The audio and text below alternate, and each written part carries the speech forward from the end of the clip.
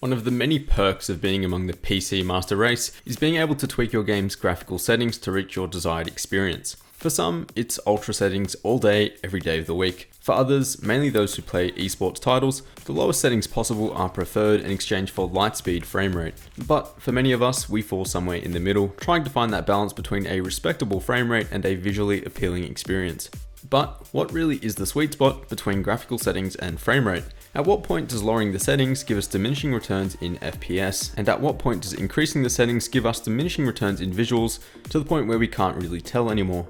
Most of the game benchmarking that you'll see on this channel and also many other channels is done at ultra settings. Now, this isn't because myself or other reviewers recommend that you actually game at the highest graphical preset possible, but more so it's to normalize the data and give you a point of reference. If we benchmarked some games at high, some at medium, and some at ultra, the data would be all over the place, despite there being games out there that do run significantly better with slightly lower settings. The graphical settings in games vary quite a bit. We have the option to tweak textures, shadows, anti-aliasing, and ambient occlusion. All of these settings place demand on the GPU, and the more demanding they are, the longer your frames will take to render. This means that your frame rate will take a hit as you increase your graphical settings. Today's objective is to analyze the average FPS drop while looking at the four main graphical presets that we see in games today: ultra, high, medium, and low.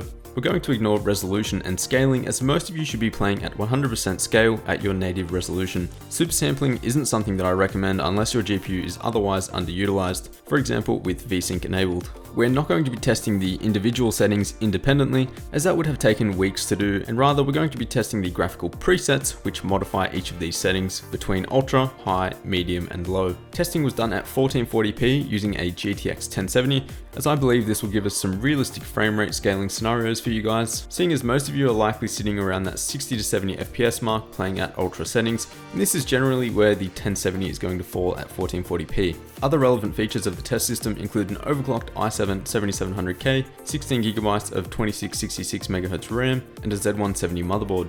Jumping straight in then, let's take a look at Overwatch, a game that is extremely popular and has been heavily recommended by you guys. Overwatch was not built to look realistic or pretty, rather it was built to run at very high frame rates at even the highest graphical preset. As we switch through the presets here, from epic all the way down to low, I doubt many of you can tell the difference. It's only when we make the direct comparison from epic to low side by side that we can see some reductions in anti-aliasing and shadows. For the most part though, lighting looks fairly similar and textures didn't drop too much either. Looking at the performance, the GTX 1070 is pushing 130 FPS on average, even at epic settings, and we can see some very linear increases as we reduce the settings. Notice that the bottom 1% and 0.1% don't change much at all. Playing at high settings is likely going to give you the best balance between frame rate and game visuals. Unless you're competitive, then switch to low. Moving on to Battlefield 1, a game which I've played close to 300 hours on, and this is one of those games where the textures and lighting look absolutely amazing. Between ultra and high settings, there's barely any difference at all. At medium, we see some reflection quality, and of course textures start to go as well. And then finally to low settings, where the reflections in the water are minimal at best, and the texture in the rubble has been decreased significantly as well. Again, we see some very linear scaling in frame rate as we decrease the settings, with a gain of around 20 FPS at each preset. Since this game is a first-person shooter where life and death comes down to the millisecond, a high frame rate will make you better at the game. It's just up to you guys how much you want to sacrifice those beautiful textures and immersion.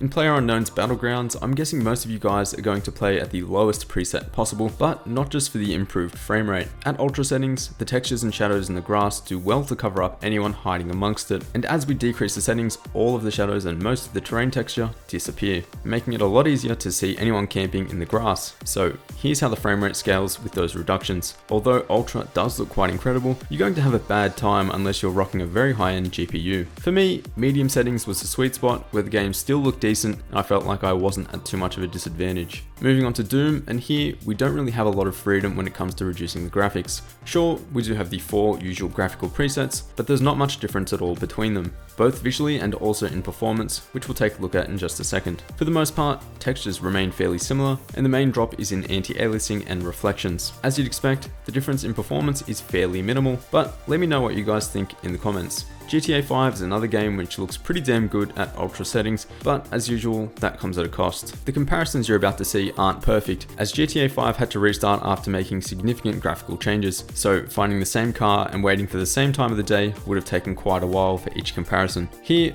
look out for the difference in reflections on the car, the texture quality of the sidewalk, and the overall smoothness of all of the meshes and shadows. The difference between ultra and low is pretty substantial, but I also wanted to make a direct comparison between ultra settings and high settings and see how much of a visual difference there actually was, because the performance difference was pretty substantial. The shadows do look quite a bit sharper on ultra, and meshes do look smoother as well. Looking at the numbers, the difference between ultra and high is significant. Also, some of you guys may know what happens when GTA 5 is pushed upwards of 150 FPS when using particular processors. You start to get some very terrible stuttering, otherwise you could expect that value to scale fairly reasonably like everything else. I personally found high settings here to give me that optimal balance between frame rate and visuals. In Prey, the difference between the graphical presets isn't that significant, and it's similar to what we saw with Doom. Here, I could barely tell the difference between ultra and high settings, but the lack of anti-aliasing and the lighting detail with lower settings does affect the playing experience. And since this is a single player game, better visuals and higher graphical presets are usually favored over a lightning fast frame rate.